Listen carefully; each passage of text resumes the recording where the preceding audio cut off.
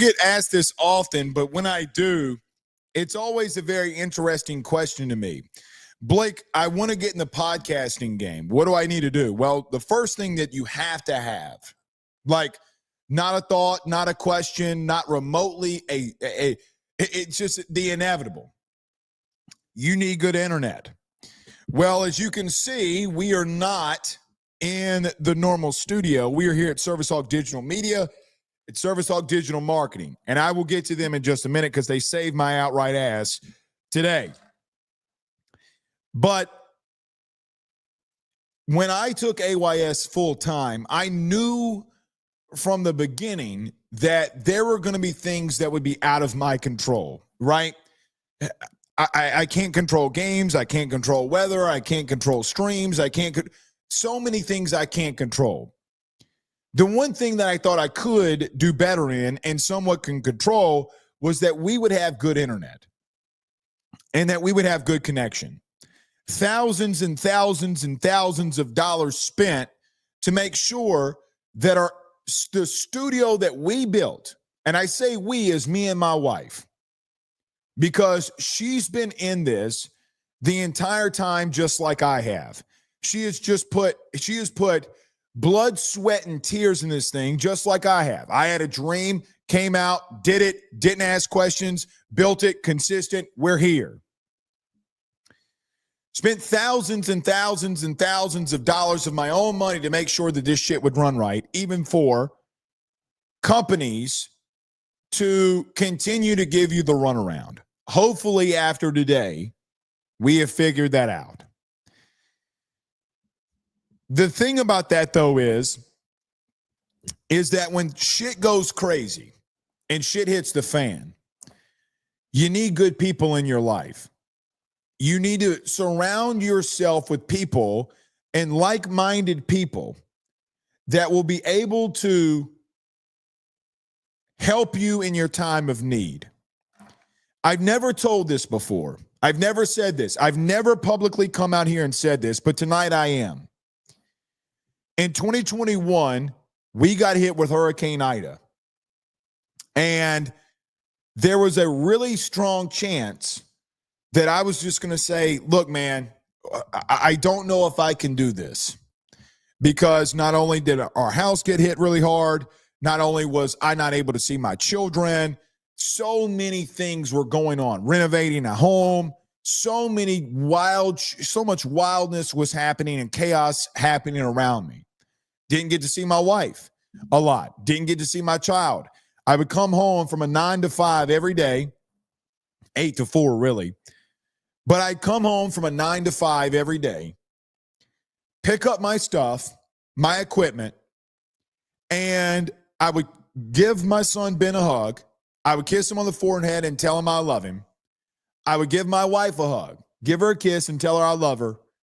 And off to the Drake Williams law firm for 2 straight months. 53 episodes. I would go to the Drake Williams law firm and do a show live from there. And wouldn't you know it, in my time of need,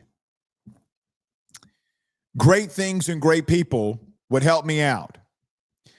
Today I had a problem. My internet has been not worth the shit. We got the upgrades. We did all the things we needed to do. Still not working worth a damn. Luckily and hopefully, we've been able to rectify that wrong today. Not in enough time for me to do shows, though. And today I had a desperate need. It brought me back to 2021 when I almost said, is this all worth it? Is doing this every night worth it? Is doing this 6 days a week during football season worth it? When I have a full-time job, I have kids. And I surrounded myself with really good people, like the people over the Drake Williams law firm, with people like Justin and Lee over here at Service Hawk Digital Marketing. And then I started surrounding myself and interacting with all of you. And it changed my life forever. And what I would say here tonight is this. What I would say is thank you to all of you. Thank you to all of you for allowing us to do this, because I don't say that often. Now, I see this. Steven says, okay, let's get into it. Dude's complaining about his day job in life and a dream job after literally sweated my balls off today. You have no idea what I did, but I've never shared that.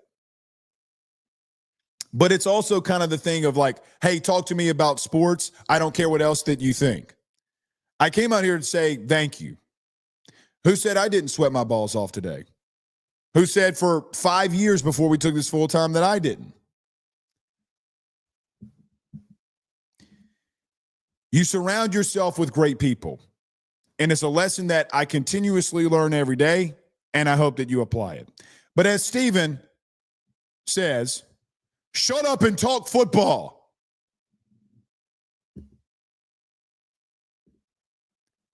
Well, you can't even come out and share things anymore.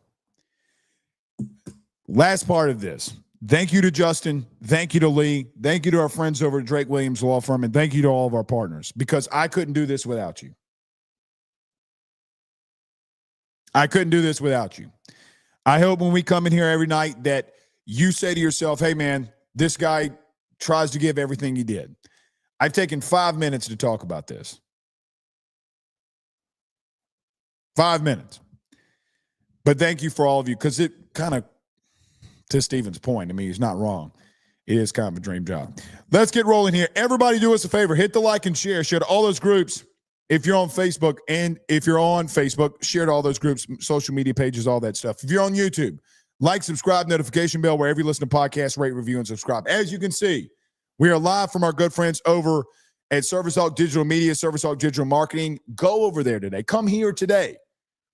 Guys, if you're an HVAC or electrical pro, generator pro, whatever you do, guys, this setup is insane. If you need leads, you're a CEO of a business, you own a business, you need to get over here to let them take over your marketing to grow your business exponentially. A lot of people hate marketing. A lot of people think, oh, well, how can it help me? Guys, the reason that they're number one in the state of Louisiana, they're not making it up. It's because every one of their clients, they're taking them to the next level. And, well, as you can see, well, they're doing it here for me too. All right, let's get moving here. We got a couple comments. Hello from the 225. Zachary says, King Baby, good to have you in here with us. Chase says the 318-31 Great Pineville is in this. So good to have you in here with us. 318 Houghton says, Dylan, Keith, good to have you in here. 318 shining up, shining bright. Good to have you in here with us. Lonnie Young is in the 318. Boy, the 318 just continues to show up and show out tonight, doesn't it? Continues to show up and show out. Paul Franks is in Ville Platte. Good to have you in here with us. Not Flight says Blake Ruffino, best LSU insider out there. Oh, well, thank you. Oh, well, thank you. Steven, you're going to get called out, man. You come up in here. People are going to come at you. Love the show, by the way. Glad that you're in here. But can't even share something personal. Noah Mace says, we support you, Blake, no matter what, and go Tigers. Good to have you in here. Thank you for being all here. Logan says, Blake, you sweating now. Look, see, I am sweating. I'm sweating my ass off. It's hot as hell up in this thing, but I'm always sweating. Broad 337 with a $2 super chat. Thank you so much, good sir. From the 808, 88 degrees, almost gumbo time, 8:30. Yeah, listen, guys, we're 10 days away. And listen, tonight we got a lot in store for you. And I'm glad he says this. Guys, we are 10 days away from LSU and Clemson kicking off. Thank you, Broad 337, for the super chat. We're going to give you my camp standouts. This is the last week. We got one more practice on Saturday. That's going to be a scrimmage. Tonight, I'm going to give you 5 guys that have stood out to me the most during the fall camp of 2025. We'll break all those players down. We'll get to biggest improvements. We'll talk about the 3 key areas that I think since this fall camp's over, guys, it's over, okay? Like this week is over. Next week it's nothing about – I mean, right now it's about nothing but Clemson, but it's over. I'll give you the 3 biggest improvements that I see from this team from a year ago. So we'll get into that as well. So we got a lot to discuss. It's 10 days out. Guys, we're almost here. We are almost here. They'll have an off day tomorrow, I believe. We'll talk a lot of Clemson tomorrow. If you can see this notebook right here, we have 5 pages worth of notes on Clemson to go through tomorrow. So we're going to do a very, very big deep dive on them. Brud 337, I'm glad you're in here. 808, if I'm not mistaken, Hawaii, right? Isn't Brud 337 in Hawaii? Gotta love it. Gotta love it. Brandon Reese is in Tuscaloosa, Alabama, originally from the 504. We the 504 boys. What?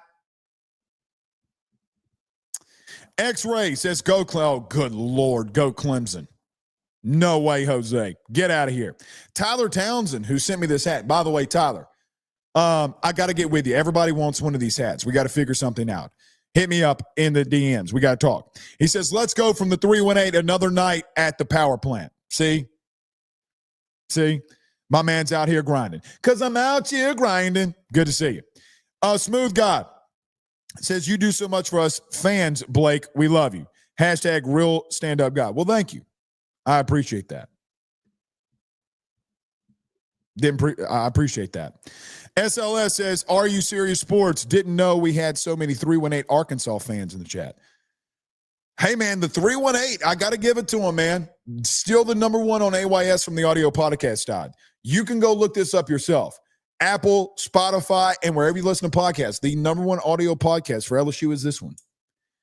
It's because the 318 dominates the audio podcast. I mean, absolutely dominates it. I mean, you would think 225-985-337. It's the 318, baby. They got a lot of Tiger fans up there. A lot of Tiger fans. All right. Every episode is brought to you by our good friends over at FanDuel. Guys, week 0 is here. We got a couple games that you can go and bet over there at FanDuel. Kansas State is minus 3.5 over Iowa State. Stanford is plus 2.5 over Hawaii. Goodness gracious. I mean, how bad is Stanford for Hawaii to be favored in that game? And Kansas is minus 12.5 over Fresno State. You can go over to FanDuel. If you want some week 0 action, go over to FanDuel, the number one sports book inside the United States of America, and bet on those college games. Week 0 is here. Please bet responsibly. If you got a couple of extra dollars, week 0 is here, and you want to go place those bets, place them responsibly. If you have a problem, call 1-800-GAMBLER or go over to their website, FanDuel.com/RG. That's FanDuel.com/RG. If you did ask me and I were to go over to FanDuel and signed up today, I would take Kansas State, Stanford, and Kansas. Those would be the 3 on FanDuel that I would take. And I'm glad that they are our partners here over at AYS. All right. We got lots and lots to talk about. By the way, got to go on another little rant here. This Ryan Leaf thing is kind of taking off. So we'll address that again here tonight in the beginning. Camp standouts and biggest improvements for this team in the 2025 season. So let's get to it here. Let me get to a quick break. Everybody hits the like and share during the break. When we come back, tons and tons to discuss. Stay with us. He will sell your house and find you a new. Well, Tyler's the man. He's here for you. If you want to buy or sell, well, it's not too late. Dial 955-0008. Just call 955-0008. Y'all call Tyler. He'll shoot you straight. Hey, guys, I want to tell you about our good friends over at Red Stick Financial. They're your local residential mortgage broker located right here in the heart of Baton Rouge, Louisiana. At Red Stick Financial, they find the bank that works for your particular set of needs to purchase the home of your dreams or refinance the current one. They truly are your partners in this process, and they pride themselves in helping individuals and families with one simple goal in mind, and that is to make home financing approachable, attainable, and stress-free. They are licensed in all Louisiana, Texas, and Mississippi. So from Amarillo to Meridian and everything in between, they have you covered. Red Stick Financial brings you creative, customized solutions, and they don't believe in the one-size-fits-all when it comes to loans. They even have special options for mobile and manufactured homes located in a flood zone and stated income financing for those of us who are self-employed borrowers. If you or someone you know is looking to buy a home, refinance an existing mortgage, or simply want to know what options are out there for your future. Give Red Stick Financial a call today at 225-407-9250. That's 225-407-9250. Or check him out online at redstickfinancial.com. That's redstickfinancial.com. Before you purchase the home of your dreams or you go and do that refinance, you need to go local. Go Red Stick. You know what I just noticed? We don't have our "We're back." we didn't bring our soundboard in here, but we are back, and we got a lot that we got to get to. Everyone hit the like and share. So, in our comments today on YouTube, this Ryan Leaf thing has gone a little bit nuclear. Rodney on YouTube asked, "What did Ryan Leaf do?" So Ryan Leaf talked about yesterday, or he talked with the team yesterday. Yesterday, of my understanding, LSU did another little form of scrimmage, a long extended 11-on-11 period, ones versus ones, and Ryan Leaf spoke with the team. I get the whole thing about Ryan Leaf and him speaking to the team and what he said about Jaden a couple years ago. Neither here nor there. We don't need to go back into that. I think it is what it is. But Ryan Leaf, when addressing the team, said something very interesting, and I do think it sets up for what we talk about tonight. In the clip version that LSU put on socials, Ryan Leaf, who was at the practice all day yesterday, when talking to the team, addresses the offense. He goes, "Hey, man, hey, offense, that defense was really physical today, wasn't it?" Now, Ryan Leaf was out there for a day. And I know that this got a lot of traction today on our social media accounts or YouTube, whatever. And here's the interesting thing when Ryan Leaf addresses the offense and says, "Hey, that defense got after y'all's ass today, didn't it?" How are you going to respond? I love the message from Ryan Leaf in reference to, hey, you got punched in the mouth tomorrow or today. How do you come out and respond? I think it's a big deal. But the way that I look at this is very simple. And we talked about this last night, and we didn't address it long because we had a lot of other things we needed to get to. And then we had Carter that was on. We just didn't spend a lot of time on it because I didn't think it was going to be a big deal. Well, it's turned out to be a pretty big deal. Guys, the bottom line truth is the offense, and I'm just reiterating what we said last night and what we've said in every one of these practice reports. The offense has done some good things. There have been plays to Barion Brown. There have been plays where Caden Durham has broken one loose. There have been some good plays to Chris Hilton on some inside slide fades. Trey has Green in the red zone. There's been some really good plays that this offense has had this camp. I don't think they've been bad. I don't think they've been great. I think they've been about average. And that's what they looked like against your defense. Now, we're going to get to camp standouts in a minute, and a lot of these guys are going to be on the defensive side of the football.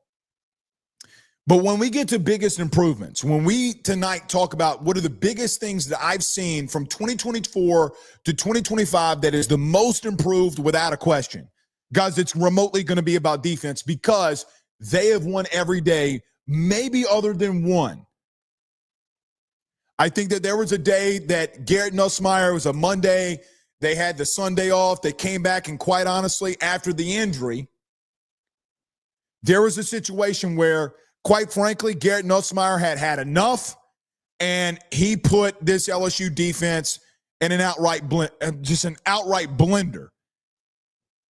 Garrett's going to be a part of these camp standouts, by the way. For me, oh my God, Blake Ruffino? No way. Yes way. The truth of all of this is very simple for me. Guys, this fall camp is simple. It's been defense.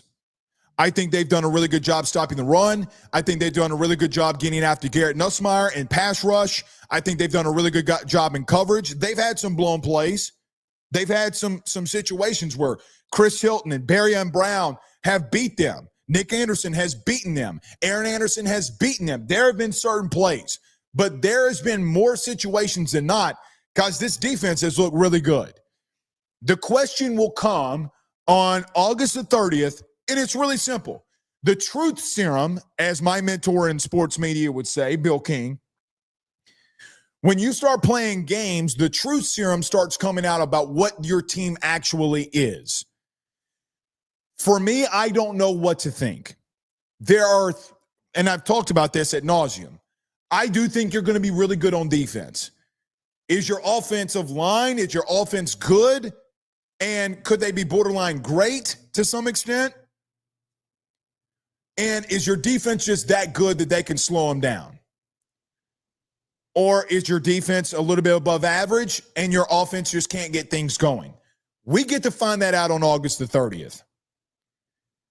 But Ryan Leaf is not wrong. And he's only out there for a day. And it's his own opinion. An offensive-minded guy, I might add. Guys, it is very simple. I know there's been a lot of people that have come in here and said, oh, Blake just doesn't like Garrett. He doesn't like Sloan. He doesn't like this offense. He doesn't like this. He doesn't like that. Bullshit. Bullshit. The truth of it is, and the true nature is, they might have figured some shit out defensively. That statement, for me, elevates to a situation where I'm like, shit, man, all right. Because I do think this offense will figure some shit out. I do. I don't know if they figure it out against Clemson, but I think throughout the season they're going to figure some shit out, and they might do it quicker than maybe I'm anticipating. Don't read too much into the Ryan Leaf thing, but he ain't wrong. Normally you say, when we talk about spring, we say, hey, man, defense is just going to win early. There's a lot of new pieces on this offense. You didn't have Josh Thompson starting during the spring. You didn't have Braylon Moore starting during spring. Well, guys, we've been all the way through camp. Guys, we're done.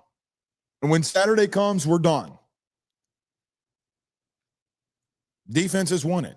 If the offense won every single day, guys, they would have to absolutely obliterate this defense on Saturday when we're out there during the scrimmage for there to remotely be a question that they won and they still haven't.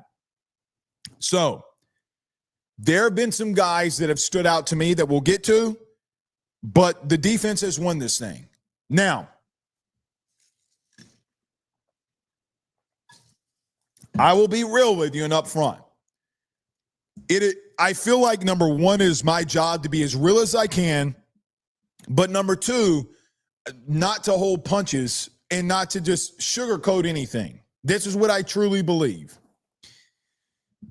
I have been very conservative, in my humble opinion, not politically, not trying to be political is what I'm trying to say. I feel like I've been pretty conservative publicly about what we've seen defensively. Really conservative. Because there have been days where, guys, there's been outright domination. Let me give an example. If you followed the practice reports, I come out here and say, hey, we had a couple 3-and-outs. The first team defense got a couple 3-and-outs against the first team offense. But, guys, the truth of it is in those days, you had Bernard Gooden getting a tackle for loss.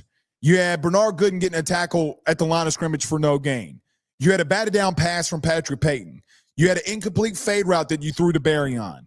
You had an incompletion that was batted away by Harold Perkins on an out route to Trey'Dez Green. And then you had a Caden Durham run that went for went for negative yardage because Tamarcus Cooley from the free safety spot ran all the way down as Caden Durham's trying to bust a run outside, and he makes a tackle, and it's a tackle for loss. There have been days where it's been outright domination where they have not remotely come close to moving the ball. I have had safeties coming down in the box. I've had safeties going past the line of scrimmage and making tackles in the backfield, and quite honestly, there's been a joke within the media. I don't know if we've seen that since Jay Ward. I don't know if we've seen that the last two seasons. Actually, you know what? We haven't. Maybe you can say the Ole Miss game for Major Burns. Maybe when he got sent on a blitz and he got a sack on Jackson Dart. Maybe. But if you're asking me to tell you the real truth, guys, I think you just might be freaking good defensively, like really freaking good. Can you translate that week one versus Clemson? It doesn't matter what I think. You're going up against yourself. and you know all the calls that this offense is going to make. Guys, Harold Perkins has been here for 4 years. He knows every single call that Garrett Nussmeier is going to make. Before it happens, he does. He's not going to know what Cade Klubnik's going to call. He has no clue. What he does know, or what we have seen is, even though they know, they can't stop it. Or they are stopping it. The offense can't do anything. But here's the counteract to that. The counteract to it is Garrett Nussmeier knows exactly what coverage this defense are running. You know how I know? Because it's scripted. Every practice is scripted. Everybody knows. And that's what's made it really interesting. Didn't know this Ryan Leaf thing would be as interesting as it's become, but it certainly has been. All right, everybody do us a favor and hit the like and share. All right, let's get to it. So as we are wrapping up fall camp of 2025, there are 5 players in no specific order that I want to point out that I think that, to me, has shown up to be the best players this fall. I think that we have done this now this is year 4. We have done this at the end of fall camp for the last 4 years since Brian Kelly has allowed us out and had the access that we have. Again, I will emphasize no specific order. Just when it came to my mind, when I'm thinking about, hey, who are the guys that stood out to me the most, these have been the 5. I will say there are a couple of people on this list that probably deserve to be on this list, but I capped myself at 5. Let's get to them here. Gabe Relaford, the edge, the sophomore edge, is someone for me that I think continues to stand out. LSU during the offseason did something that I don't know if a lot of us thought that they would be able to do, and they did it. They went out in the transfer portal and they got a crap load of talent on defense. You went out and got Jamari Butler. You went out and got Jack Pyburn. You went out and got Patrick Payton. And in that, the question was, okay, well, you only can have 2 edge guys that start. Is it going to be Pyburn, or is it going to be Payton? Is it going to be Butler? How are they going to do that? And since the spring, there's been one guy that continues to stand out, and guys, why he continues to run with the first team, that's been Gabe Relaford. Gabe has been very disruptive. I don't know how they utilize this edge room. Let me specify this. I do think that there's going to be a lot of situations where you see all 4 of them in a different capacity during different downs and different roles. Guys, Gabe's been very good against the run. He's been very good in pass rush. In spring, he was dominant. The days that he had against Weston Davis, guys, the offensive line issues started when Gabe Relaford's going up against Weston Davis and he's constantly coming down with the sack. I think that we are seeing potentially, we are potentially seeing a top 40, top 50 overall prospect in it from a recruiting class that very easily LSU just hit on, and in his sophomore year, he's figuring some shit out. Guys, I know that like Bruce Feldman comes out here with a freak list and all that stuff. This kid's 6'4", 6'5", 260 pounds. LSU put out that he's running 22 miles an hour. One of the strongest defensive linemen they have. Very explosive. I think Gabe Relaford is somebody that maybe hasn't had completely maybe the most dominant overall plays, but I think that he has been by far the most consistent. Guys, you're going to see a lot of number 19 and 44 at edge on early downs. And I do think that Clemson, for what it's worth, I do not know if LSU changes some things up for Clemson, because it's just a completely different style, air raid. Maybe you put Gabe in different situations. Maybe you take Pyburn out and put in Patrick Payton. He's seen Clemson a couple times. I don't know how they look and what they do. What I do know is, guys, all 4 of them are going to play. And it really and truthfully, the 3 edges that you're going to roll out there consistently and what they've done since spring is Jack Pyburn, Gabe Relaford, and Patrick Payton. Now, Jack Pyburn's not on my list, but I'm also going to talk about him too. Jack Pyburn has been a very big addition for this team. He's made massive plays in the run game. He had a play here or there where he had a sack. He had a spin move on Weston Davis and got a sack on Garrett. the impact that we have seen from against our offense from Gabe Rutherford and Jack Pyburn in the run game, guys, we have not been that dominant or that physical on the edge in the run game. We haven't been. The difference in the things that we have seen from the mentality of Jack Pyburn and that level of intensity that he has brought, I think has not only elevated the defensive line, not only his game, I think it has drastically, and I mean this, drastically raised the level of a guy who is a younger dude in Gabe Rutherford. If you talk to any player on that team along the defensive line and you ask them, hey, man, who are some guys that just really stand out to you? Gabe Rutherford's name's going to constantly come up. I did not list Jack in here, but I will say this. From people that I talked to in that building, from players in that building, and from just what we see on the field, fuck up a rep and find out what's going to happen. Be on that defensive line and fuck up a rep and find out what's going to happen. And Jack will mess up. Everybody messes up. Constantly mess up and find out what's going to happen. 44 don't give a damn. That intensity level that 44 has brought, I think, has elevated that edge room beyond question. I have been very bullish. I have been very vocal on what I think this edge room can do for you.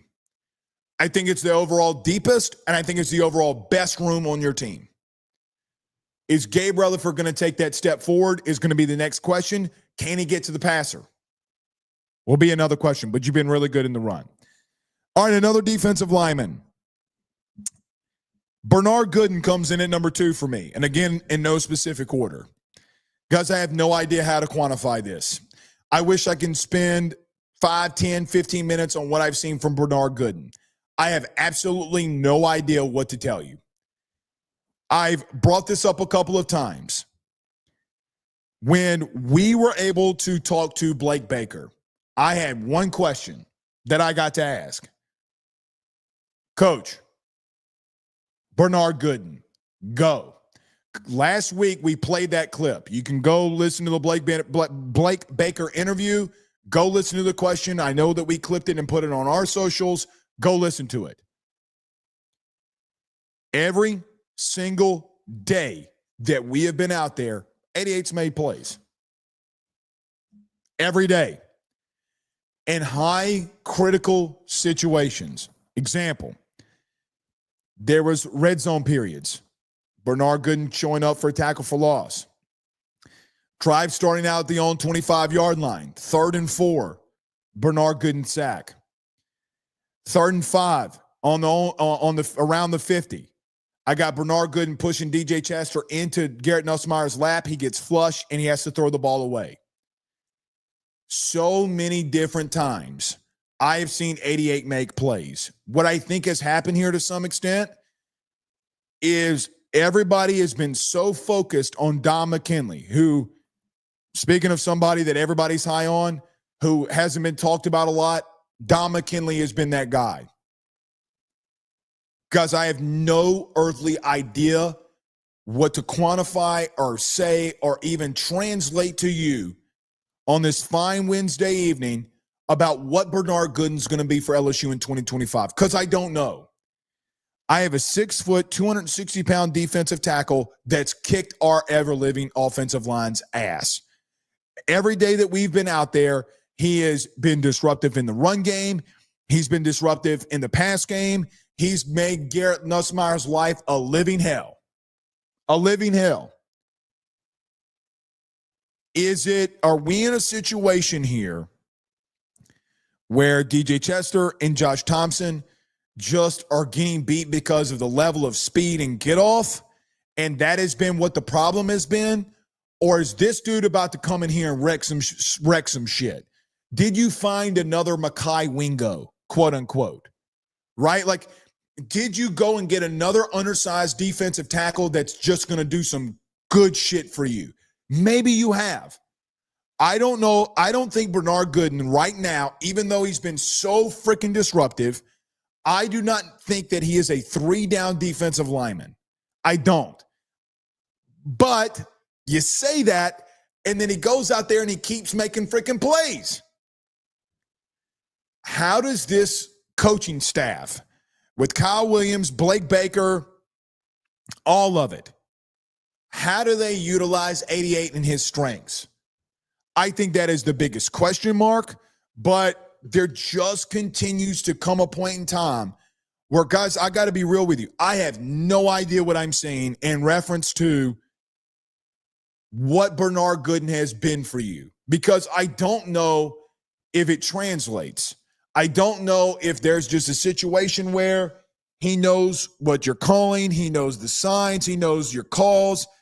I don't know if just Josh Thompson doesn't do well against really fast, athletic defensive tackles. I don't know.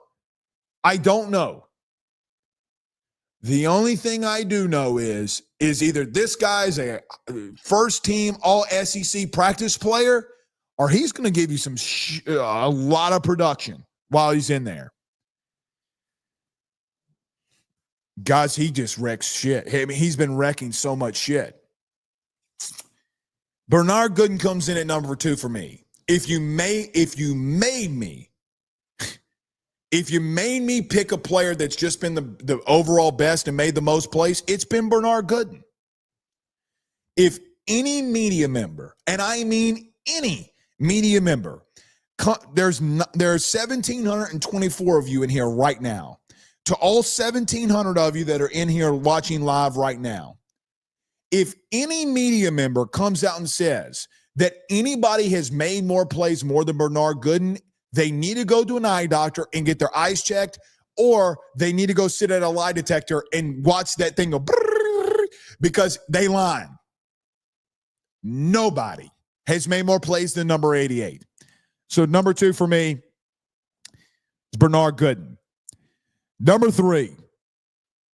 Let me take a sip of water for this. And I might need to put in some rally pillows because we're about to have to get in a serious conversation. Guys, the player that comes in at number 3 for me is Harold Perkins.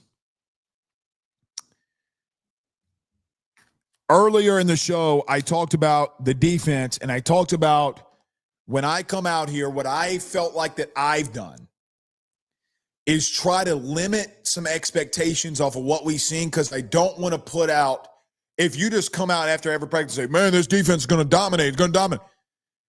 You got a Clemson and they spank you like, oh, Blake was lying at us all camp. No, yet we ain't been lying because they didn't doing it to our offense. Guys, is this finally the year for Harold? I don't know if it's going to be, but they've done some things with Perk. Since they've moved him to the star role under Blake Baker, guys, you always wanted him coming back off the edge. Here he goes. He's had multiple sacks. He's had multiple interceptions. He's had multiple PBUs. He's been disruptive in the run game. There was a time in the red zone, LSU started off at the 7-yard line, or they were at the 7-yard line.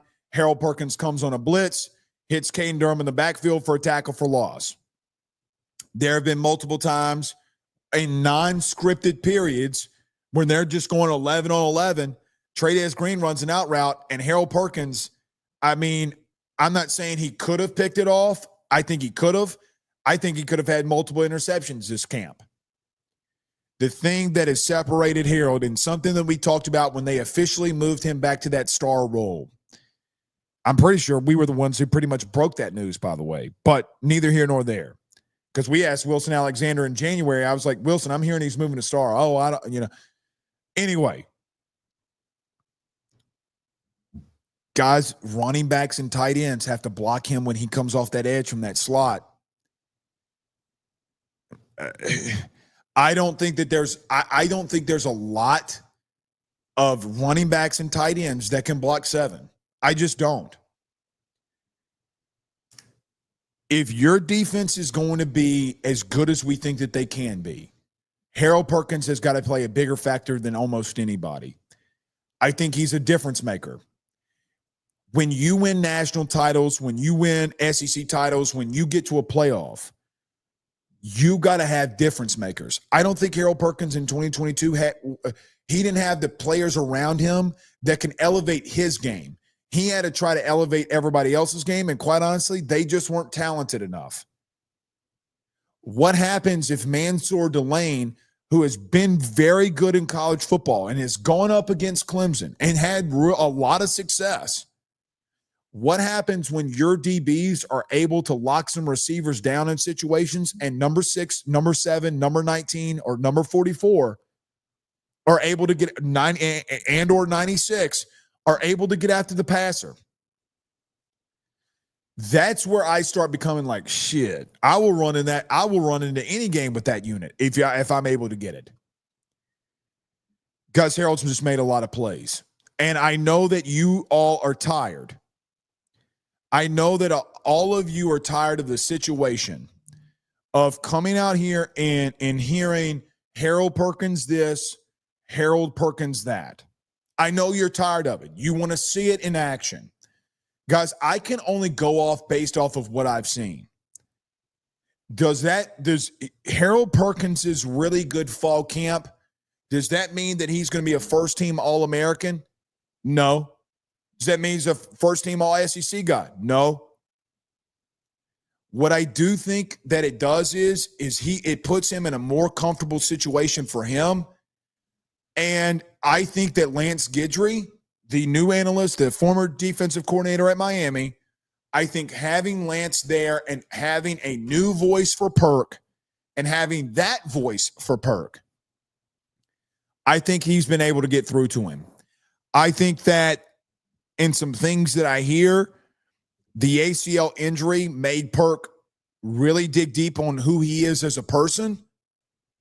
And I will tell you this. I'm not going to tell you what I know for a fact that happened. But there have been situations in this fall camp where you always face adversity from a culture standpoint inside your locker room. You're around 85 alpha males, and all of them want to go off the beat of their own drums.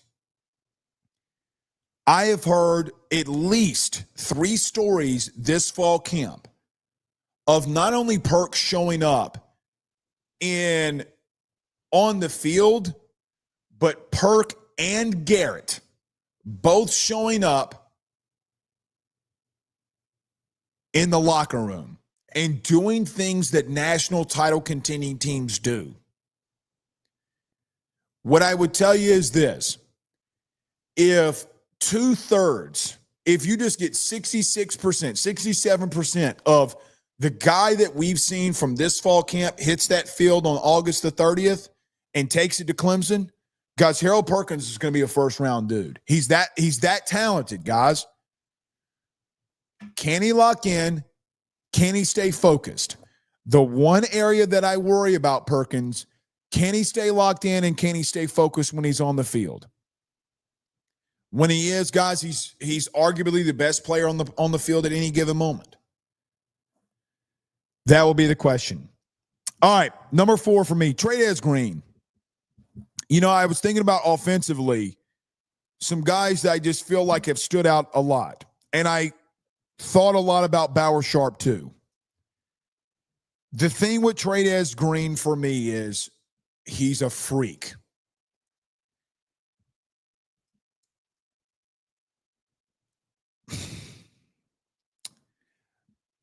I think that Trey'Dez Green at the end of this camp has shown in the red zone, and he's shown when he's been out wide. Guys, he's a flat-out difference maker. I don't think that Trey'Dez has had a great camp. Let me emphasize it like this. I don't think he's had a great camp as an inline blocker. I think it's not been good for him. However, as a pass catcher, shit.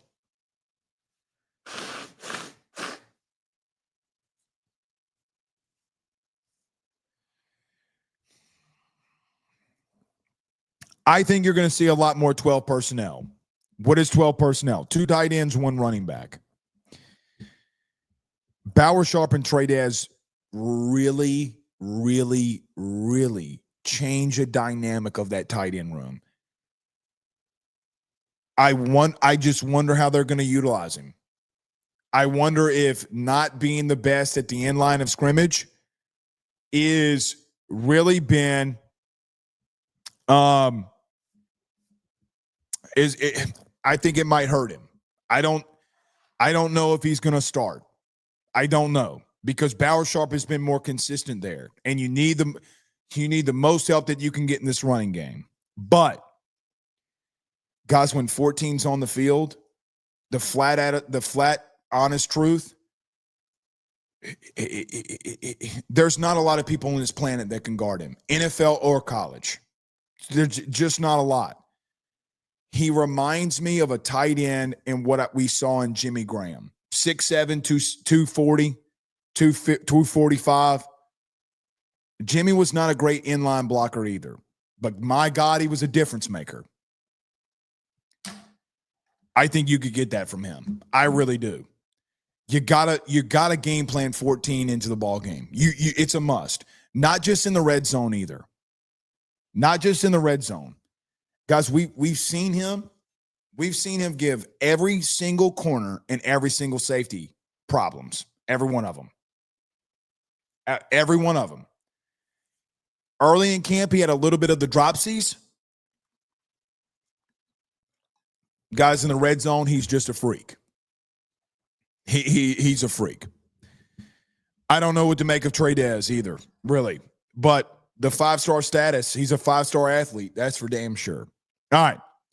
Before we get to Garrett, quickly, there's an honorable mention for me. The honorable mention of a guy that the 6th player that was debating putting on here, Braylon Moore. I think Braylon Moore has been pretty freaking good. I think the things that have happened around Braylon Moore have not been good. He doesn't have a lot of help at guard. Here's what I have been very quiet on this when asked. This is my God's honest opinion on Braylon Moore, the center from Virginia Tech. He is by far the smartest offensive lineman on that team. It's not remotely close. I have seen him religiously help Garrett out where I think Garrett needed the most help. Garrett not having to be and do everything for DJ Chester at center and calling out protections has helped Garrett. It's helped him drastically. I think Braylon Moore and him identifying certain situations, certain packages, certain blitzes, certain inside run zone stuff, he's been freaking good.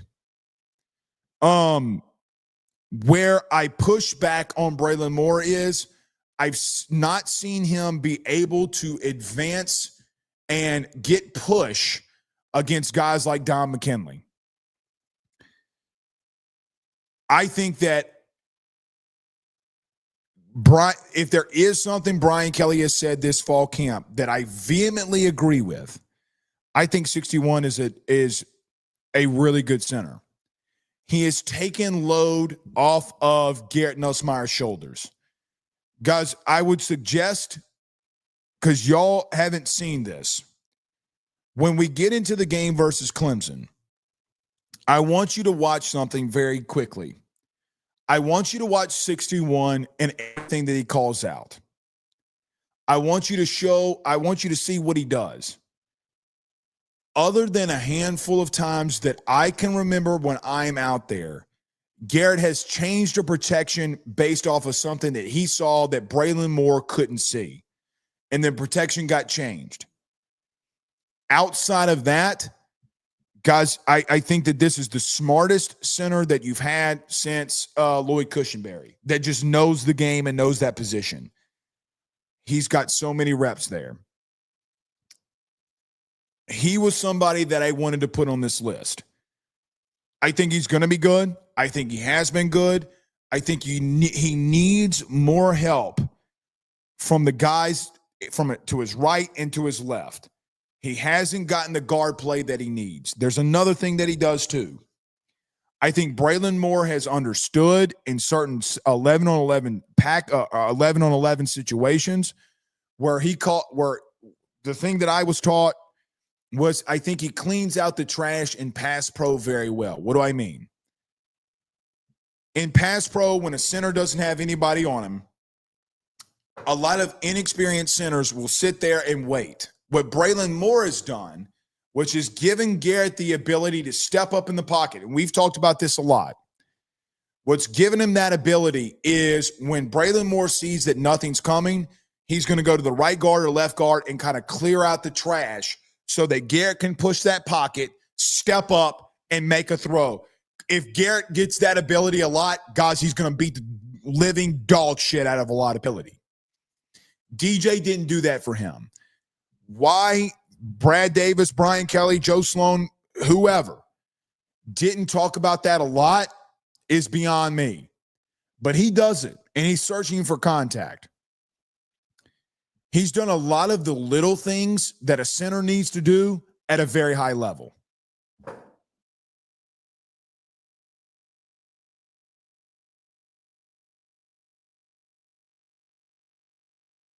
Excuse me. You can tell when my kids go back to school because as soon as they go back to school, I get sick.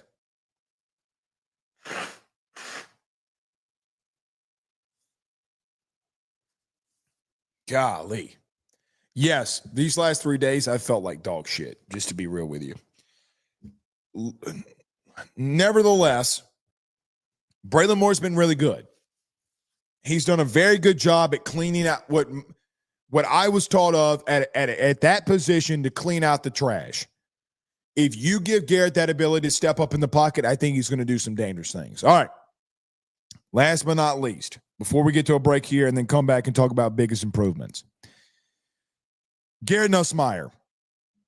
Guys, I think by far in the 5 years that Garrett Nussmeier has been at LSU, this has by far been the best camp that he's had. He has done a lot of things at the line of scrimmage that I think have been very good and very accurate in knowing what he's saying. I think he's done a very good job at sensing pressure and getting out of that pressure and running for 3, 4, 5, 6, 7 yards. I think the biggest thing that he has done that he has not shown in the 4 years that Brian Kelly has been here that we have been allowed at practice to see, Garrett has always been turnover prone. Always. I am not saying that when you get out there on August the 30th that Garrett doesn't revert back to his own ways. It's not what I'm saying. I think that still lives in him to some extent. What I've seen from Garrett that I was always wanting to see and think that we've finally got it is that he has done such a much better job of not turning the ball over. Guys, great decisions can be made by not making a decision, by not trying to be more than what you need to be. I think that in every situation that we've seen Garrett in, whether it was all of last year, whether it was against Georgia where he had a couple of, 2-3 turnovers, whenever it was, he's always been turnover prone. What he has done at an elite level, elite, not good, not great, elite, this camp versus what I've seen him do in others. I double dog dare you not to cover Caden Durham. I double dog dare you. It's like rookie of the year with Henry Roland Gardner. I double dog dare you to run. I double dog dare you not to cover him. Garrett don't give a shit right now. You play man press, you play man. He's going to look for number 3 and he's going to look for number 6. They have elite speed to stretch the field. Good. Play quarters on his ass and watch what happens. Because he's going to throw that sumbitch to 29 and he don't care. He's going to throw it to 44 or 14. He's going to throw it to 10. He's going to throw it to Bauer Sharp. This has been, without a shadow of a doubt, the best camp he's had in 5 years. Now, I wasn't there a lot because Ed didn't let people in practice, so I have no idea what he did as a true freshman. But in the 4 years that Brian Kelly has allowed the media to be there as much as he's allowed us to be there, what I would say would be this. It's not remotely close. It's just not remotely close. So the second-year starter, the experience level that he got, the bad situations that he was in a season ago, all the different situations, all of them. Guys, it just looks like he's ultimately matured. I think in that maturity level, without a doubt, gives you another win from a season ago, gives you the 9. Can Garrett elevate himself and the people around him with some struggling things in front of him to take you to that next level will be the question. But guys, it's been the best. I know a lot of you have labeled me for whatever it's worth to quote unquote be a Garrett Nussmeier hater. I'm not a Garrett hater. I'm a turnover hater. And I'm not talking about the pastry. I hate turnovers. I hate them. I think they are just the grossest thing that you can do as an offense. Giving the ball back will get you beat, and you will not go anywhere. I don't give a shit what your excuse is. I saw so many excuses last year. Oh, the offensive line, DJ Chester. Guys, DJ Chester didn't roll out left and throw a pass up to Aaron Anderson. Didn't roll out left and throw a pass up to Caden Durham, and those guys don't crack 6 foot. He's throwing jump balls to him. I can live with the second interception versus Texas A&M where a guy baited him. Who gives a shit? He got baited. So what? It happens.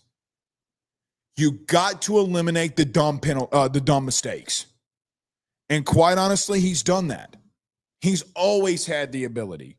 There's not been a time ever on this show or any show ever that I have ever said or anyone has ever said that he doesn't have the ability. The decision-making had to get there. Last year at this time, I got tattooed by a lot of you saying that I hated the kid. I said he turned the ball over too much. Can't turn the ball over 17 times and say that this show was wrong. You can't do it. The elimination of those turnovers is escalating him. It's making everybody around him better. I still think he needs to be better on some deep accuracy stuff. I still don't think that's been at the level that it needs to be. But damned if you do, damned if you don't with this offense if they figure it out. Because they're going to stretch the field vertically on you. Play quarters against him. I dare you. He's going to dump it off. He's going to dump it off, and you're in trouble. Get the playmakers the ball in space. All right. Let's get to it here. Let me get to a quick break. We'll come back, give you 3 of the biggest improvements that I've seen from this team in fall camp. We'll get to that next. Stay with us. Hey, Southwest Louisiana. Are you ready to gear up for your next outdoor adventure or tackle that next big job on the farm? Then head on over to Henderson Tractors, Boats, and Power Sports.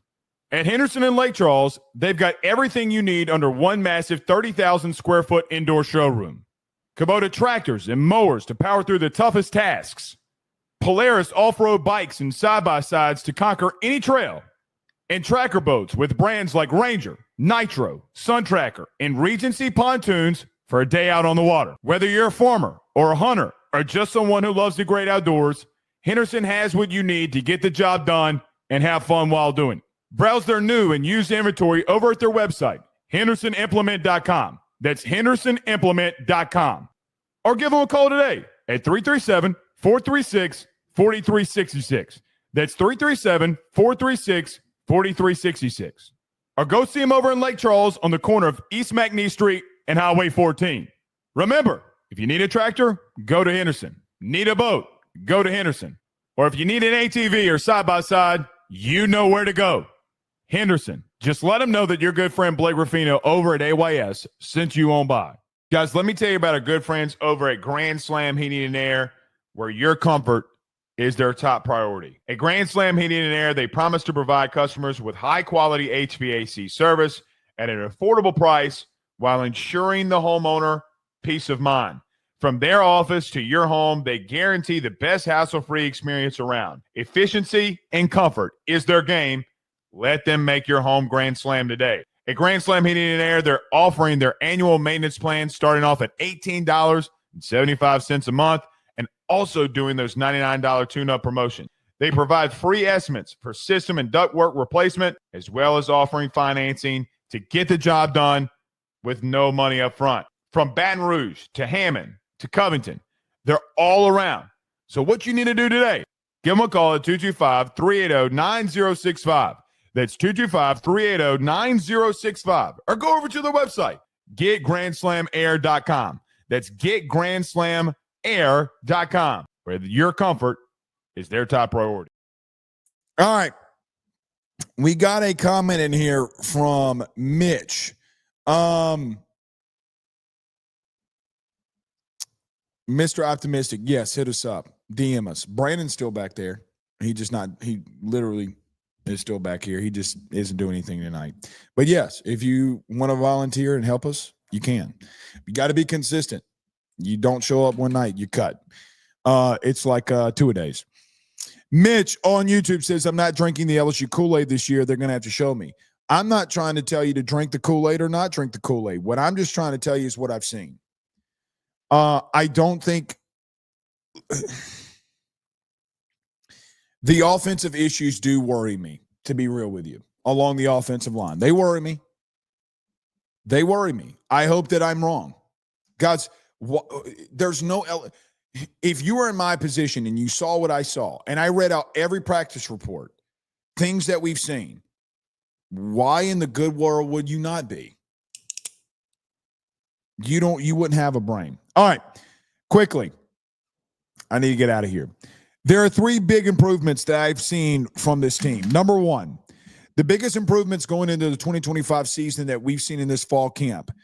I am going in order in this one. Safety play. I don't know if A.J. Halsey or Tamarcus Cooley are going to be elite guys in coverage. I don't know if they have that ability to be elite. What I do know is that they will come down and tackle somebody. And for the first time in 2 years, we can actually say that. If they'll do it against you, they'll do it against other people. I didn't really see your dudes do it in practice last year from that position. Guys, I like what I've seen from safety. I think that AJ just brings a different dynamic in the run game that, quite honestly, you've lacked. And I don't think that there's going to be many times that he's out of position. He might not make the play. He's not going to be out of position. I also don't think he's going to run away from people. So, for sure, number 1, biggest improvement, not a question, safety. I'm not going to mention his name, but there was a media member that told me at practice that seeing an LSU safety come down in the run game and actually make a tackle made him excited. I'll just leave it like that. It's not the word he said. A.J. Halsey will come down and light a dude up, bro. He will. I mean, he ain't scared. Bum, ba, bum, bum, ba, bum. Shit. We ain't ever scared. We some head busters. He gonna come down and hit somebody. I hope he lights the shit out of somebody. Set the tone early, A.J. Halsey. Set the tone. Please, dear God, let A.J. Halsey knock somebody's ass out. Set the tone, my man. I hope you do. Defensive line. Guys, edge. This edge room's been really good. Bernard Gooden's been really good. Can they translate that to the season? Is what this defensive line has done all camp, is that going to translate? It's number 2. Last but not least, guys, I think you are much more improved at wide receiver. Oh, Blake, wide receiver. Look at my purple notebook like I'm Mr. Coach Klein. Mr. Coach Klein said I could. Mr. Coach Klein said I could. I got my manhood. Let's talk about the receivers. We haven't talked about them a lot all camp. SPEED, and I'm not talking about the meth. Speed. Gosh, you got a lot of it. If Garrett has time, I think this wide receiver room can go off. I do. I think they are that dynamic. I think they're that talented. I think they're that deep. Pause. I think that they have not been able to they've not been able to show the ability as of yet that they can be a unit that takes over situations, because I don't think Garrett has had enough time. When Garrett has had time, and he's had time to throw, he's hitting Chris Hilton on the inside slot fade. He's hitting Barry on the inside or on a fade. He's hitting Trades Green in the back of the end zone. He's hitting Xavier Thomas in the back of the end zone. Because Xavier Thomas might be your fifth or sixth best receiver, and he's had a really good camp. I think this receiving unit with tight ends and wide receivers has as much talent in that room as a lot of teams in the country. You've had a lot of really freaking good receivers that have come through your program. A lot. Jamar Chase, Justin Jefferson, Malik Neighbors, Brian Thomas, Odell Beckham, you name Jarvis Landry, you name them. You've never lacked receiver play. Ever. Because they got elite speed. Elite level speed. Can you give 13 enough time to get them the football? Can you be creative enough? I don't know if you are. Can you be creative enough to not constantly take shots with them? Can Nick Anderson be a massive weapon for you? When given time, I think they've done really well. The question will come, does a guy like Chris Hilton take that next step? Does Barryon Brown show what he can do? Does Nick Anderson get back fully healthy and show what he can do? What does Trades Green do? What does Bauer Sharp do? I think you're really good there. I think you're better at receiver this year than at any point you were a season ago. I think you were too slow. I think that you had, God bless, rest in peace, Kyron Lacy, and I'm not specifically talking about him. I think you have better wide receivers as your number two than CJ Daniels. I like CJ. I like him a lot. But he's not what you have right now. And then we get to Aaron Anderson. Guys, Aaron's had a quiet camp. They haven't really utilized him a lot because I don't think they've needed to. What do you do with number 1 and number 6 and number 3 on the field? What do you do? I do think Nick Anderson plays a critical role here because you need a big body physical receiver that can go over the middle. Trades Green as well. But man, they just create so many problems for you. So many. I think if you can utilize that effectively, you can be really dangerous. Very dangerous. The question will be is offensively from a play calling standpoint, can you be? Joe Sloan's got a lot of things to prove to people. A lot of LSU fans, he's got a lot to prove. The question becomes, can he? Does he know how to? We will see. We will see. All right, no more super chats in there? No? All right. Josh Reed. Yeah, Josh Reed's another one. Josh Reed's another one. D Payne on YouTube. Mr. Coach Klein said I could. He did. Listen. Y'all want to, I opened up about some things that goes on in my day, and it kind of got shot down. You want to see what I do during baseball season? I write down every pitch and every play on this little notepad. You want to see notes? Hold on. 2, 3, 4, 5. Tomorrow when we go for Clemson and we talk about Clemson, this is my notes for Clemson.